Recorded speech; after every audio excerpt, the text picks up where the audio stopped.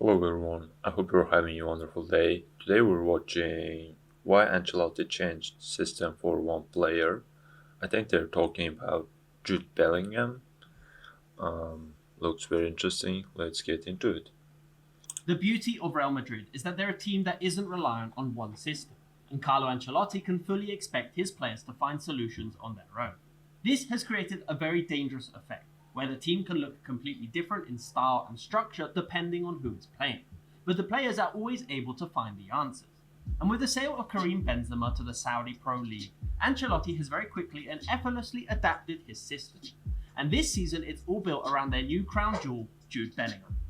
The 20-year-old English midfielder has taken La Liga by storm and is very quickly becoming the key player in this new look Real Madrid team. But what has Ancelotti changed to accommodate their new superstar? And how has Jude Bellingham transformed Real Madrid? Let's take a look. Welcome back to Football Meta. As a reminder, all the stats you see in this video are brought to you by Soccerman's X-Value platform, with in-depth metrics from over 17 different leagues across the globe. You can now get 25% off yearly subscriptions by using code FootballMeta at checkout. Click the link in the description down below to get started. So before we take a look at the impact of Jude Bellingham, we first need to understand how Ancelotti has adapted to fit him in. Since his arrival in Madrid, Ancelotti has rarely shifted away from the 4-3-3 that brought him so much success. But this season, given the lack of a number 9 with Benzema leaving the club and the overwhelming amount of talent in midfield, Real Madrid have shifted to a 4-4-2 diamond, last seen under Zidane in 2017 with Isco playing behind Ronaldo and Benzema. But while last season the wingers would be the players to hug the touchline using the dribbling skills to move inside and create chances for Benzema, this season the wingers are in a much narrower position, and the width is being given by the fullbacks, used in a much more offensive position and overlapping on the flanks a lot more frequently. We can get a good understanding of this change with this image of their shape against Real Sociedad. The two forwards in the centre, with Fran Garcia and Carvajal out wide on the flanks, with Jude Bellingham picking up a position between the lines.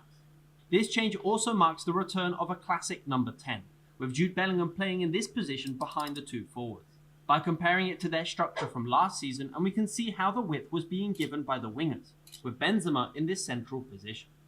This is a big difference in structure, as the 4-4-2 diamond allows the team to have a lot more central support, but it's a system that is famous for struggling to create natural width.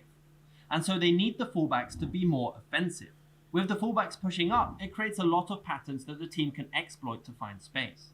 In fact, Real Madrid ranked first in La Liga for the amount of 1-2s they complete per match, showing their ability to get a lot of players in support around the ball. Now, it's clear from the onset what Ancelotti's master plan is with Bellingham, and it's a big shift from what he was asked to do during his time in the Bundesliga. During his time in Dortmund, the German team lined up mostly in a 4-2-3-1, with Bellingham playing as one of the two holding midfielders. From this position, he was much more active during build-up, and had the license to roam forward and join the attack. But he also had a much more important defensive role. In contrast, this season, Ancelotti has noticed the offensive power that he offers a team, and by playing him as the attacking midfielder, he has become a lot more important in the final third. In fact, by comparing his metrics, we can instantly notice this much more attacking role. His heat map is more offensive. He's averaging a much higher XG per match, but we also notice his reduced progression responsibility, with a lower expected threat for both passes and dribbles, highlighting how he is now the player receiving progressive passes and not initiating them. So, with Ancelotti using Bellingham's talent further up the pitch, what has this meant for Real Madrid's style of play? With the amount of talent in the Madrid midfield, it means they change their style depending on who is playing. But the biggest change is that it's made Real Madrid much more vertical, and will very frequently look for balls in behind for the front three to run onto. Having the two attackers in these half spaces creates a lot of issues for the defense, as it's very difficult to predict which player they are trying to pick out. Add to this the two fullbacks out wide, and the coordinated runs either in behind or between the lines are a nightmare to stop. And Real Madrid are constantly punishing teams that play with a high line. The types of run are different too. Bellingham starts his run from a deeper position, while the front two are always playing in line with the defense to beat the offside trap. But for Real Madrid to be able to play these balls in behind, they first need to create the right situation for them to start their attack. And they do so in a number of different ways. With a player like Toni Kroos, who is able to play these pinpoint balls over the back line for the team to run onto, they are much more direct. To do this, during build-up, Toni Kroos drops into the defensive line to form a back three alongside the centre-backs. From this position, if he's pressed, then Bellingham can come short as support to pick up the ball, with Valverde coordinating his movement and moving up between the lines. If Kroos is not pressed, then this is the signal for the attacking set of players to instantly attack forward. We can get a good example of this principle by looking at this clip here. As Real Madrid start their attack, rather than moving between the lines, Kroos drops deep in a position where he can receive the ball with little pressure, also allowing the striker to drop deep and create an imbalance in the defensive line. The signal for Real Madrid is extremely clear, and as soon as Kroos receives the ball in a playable position, the whole front line instantly attacks in behind. From this position, it's incredibly difficult to predict where the ball is going to go, as Kroos' passing range means they can go out wide, down the centre, or even switch play into the opposite fullback. On the other hand, in their matches with Luka Modric and Camavinga, Real are a much more possession-based team. In fact, when Luka Modric is playing, they've averaged 71% possession, while with Toni Kroos, it's around 55%. They also have a shorter long pass share of 7.1% compared to 11.3% with Toni Kroos. Rather than playing direct balls in behind, the more offensive attitude of Modric means they have two players between the lines, and are much more reliant on central progression into Bellingham and Modric, who can then feed the forwards with through balls, or complete late runs into the box to finish off the attacking move. And this is why it feels like this role was specifically crafted for Jude Bellingham. Whether Real Madrid want to play balls in behind, or if they want to progress through the lines, Jude Bellingham can do both of these things extremely effectively. And his positioning is very unpredictable, and can very easily find space in these extremely congested areas outside the box.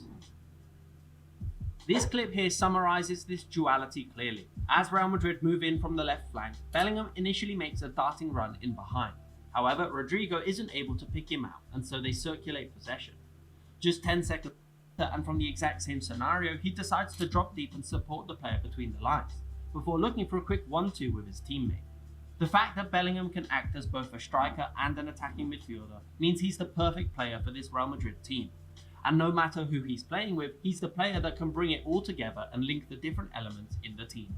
The Real Madrid rebuild looks to be complete, and phasing out the world-class midfield of Casemiro, Kroos and Modric is proving to be less problematic than what was initially thought. But now let me know what you think of this new look Real Madrid team, and what do you make of Jude Bellingham? Leave your thoughts in the comments down below. If you enjoyed this video, why not check out this video on Chelsea and why they're struggling to beat the low block. As always, if you enjoyed this content, then please leave a like and subscribe for more. Thanks for watching. Yes, Bellingham's first season in Real Madrid was awesome, and unfortunately, his second season was not as effective as his first one, mainly because we got new players, we got Mbappe, so Bellingham's role changed last year. Yeah, his first season was awesome, and I think he deserved to win the Ballon d'Or that year. The only thing that stopped him from receiving the Ballon d'Or was the England's performance in Euros or World Cup. Yeah, I think it was the Euros. They reached the final, but they didn't win. So it was very informative. Thanks for watching. See you later.